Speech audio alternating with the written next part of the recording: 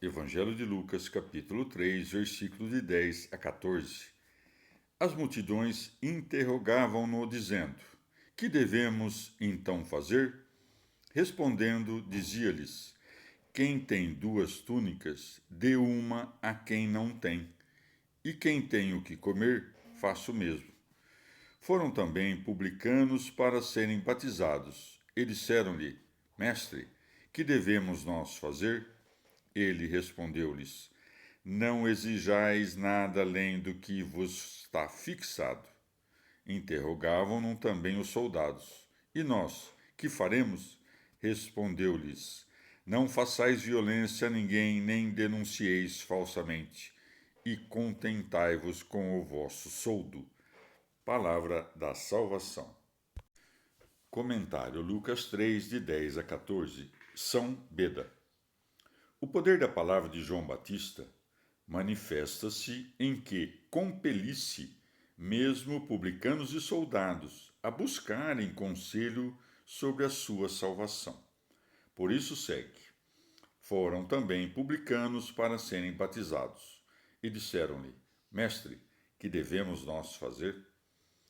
Manda-lhes que não exijam mais do que o prescrito. Por isso segue: Ele respondeu-lhes: Não exijais nada além do que vos está fixado. Chamam-se publicanos os que cobram tributos, ou os que arrendam os tributos do fisco, ou das receitas públicas, e também os que obtêm usura por meio dos negócios, mas também todos aqueles que, por negócios, perseguem o lucro deste mundo estão incluídos sob esse nome. A todos os quais, do mesmo modo, compele a deixar de praticar fraudes, para que primeiro temperem sua cobiça pelos bens alheios e depois cheguem a comunicar os seus bens com o próximo. Prossegue. Interrogavam-no também os soldados. E nós, que faremos? Aconselha-os a mais justa moderação, para que não busquem lucrar por meio de calúnias sobre aqueles que deveriam proteger como soldados. Por isso segue. Respondeu-lhes: Não façais violência a ninguém, nem denuncieis falsamente, isto é, por malícia fraudulenta, e contentai-vos com o vosso soldo. Evangelho de Lucas, capítulo 3, versículos de 15 a 17. Estando o povo na expectativa e pensando todos nos seus corações que talvez João fosse o Cristo, João respondeu, dizendo a todos: Eu, na verdade, batizo-vos em água, mas virá um mais forte do que eu, a quem não sou digno de desatar a correia dos sapatos. Ele vos batizará no Espírito Santo e no fogo. Tomará na sua mão a pá, limpará a sua eira e recolherá o trigo no seu celeiro, mas a palha queimá-la-á num fogo inextinguível. Palavra da salvação. Comentário Lucas 3, de 15 a 17. Santo Ambrósio. São João conhecia os segredos do coração, mas consideremos em virtude de qual graça. Com efeito, é o dom de Deus que os revela, não o poder humano, o qual antes é auxiliado por um benefício divino, capaz de os conhecer por qualquer faculdade natural. Respondeu prontamente e provou que não era o Cristo, porque desempenhava um ministério visível, pois, como o homem é composto por 2 naturezas, a saber, a alma e o corpo, o mistério é consagrado visivelmente no visível, invisivelmente no invisível. Com efeito, o corpo é lavado pela água e os pecados da alma pelo Espírito, embora na própria fonte sopre a santificação da divindade.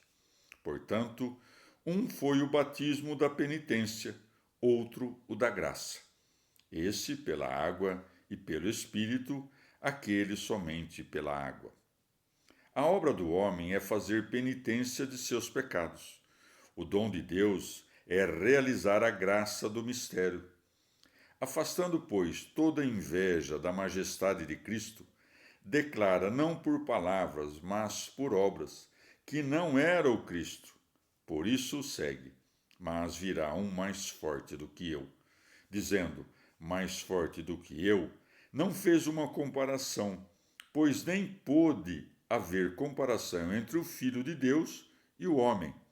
Mas porque, embora haja muitos fortes, ninguém é mais forte senão Cristo. De modo algum, estabeleceu uma comparação, porque acrescentou: a quem não sou digno de desatar a correia dos sapatos. Dizendo de quem não sou digno de levar as sandálias, mostra que a graça da pregação foi conferida aos apóstolos, que estão calçados no Evangelho. No entanto, parece dizer isso porque João, muitas vezes, representa o povo judeu. Pelo símbolo da pá, manifesta-se que o Senhor tem o direito de distinguir os méritos, porque quando os grãos são joeirados na eira, separam-se os vazios dos cheios, que são como que separados pelo exame do vento, que sopra sobre eles. Por isso segue, e recolherá o trigo no seu celeiro, mas a palha queimá-la-á num fogo inextinguível. Por essa comparação, mostra que no dia do juízo o Senhor separará dos sólidos méritos e frutos da virtude a jactância vazia e a leviandade das obras infrutuosas, levando os homens de mérito mais perfeito à mansão celeste. Com efeito, o fruto mais perfeito é o que se assemelha àquele que caiu como grão de trigo para produzir muito fruto. Evangelho de Lucas, capítulo 3, versículos de 18 a 20. Por muitas outras exortações anunciava ao povo a boa nova. Porém, Herodes, tetrarca, sendo repreendido por ele por causa de Herodíades, mulher de seu irmão, e por causa de todos os males que tinha feito, acrescentou a todos os outros crimes também este: mandar meter João num cárcere. Palavra da salvação. Comentário. Lucas 3, de 18 a 20. Eusébio chama-o tetrarca para diferenciá-lo do outro Herodes, que reinava quando Cristo nasceu. Este era rei, aquele era tetrarca. Aquele tinha por mulher a filha de Areta, rei da Arábia, com a qual casou, sendo ela esposa de seu irmão Filipe, embora já tivesse filhos do seu irmão, cometendo um sacrilégio. Com efeito, isso somente era lícito àqueles cujo irmão morria sem descendência. Por isso, o Batista repreendeu Herodes. Este, a princípio, ouviu os discursos, porque sabia que eram ajuizados e cheios de consolação. No entanto, a concupiscência de Herodíades compelia-o a rejeitar as palavras de João. Por isso, lançou João na prisão. É isso que é dito. Acrescentou a todos os outros crimes também este: mandar meter João num cárcere.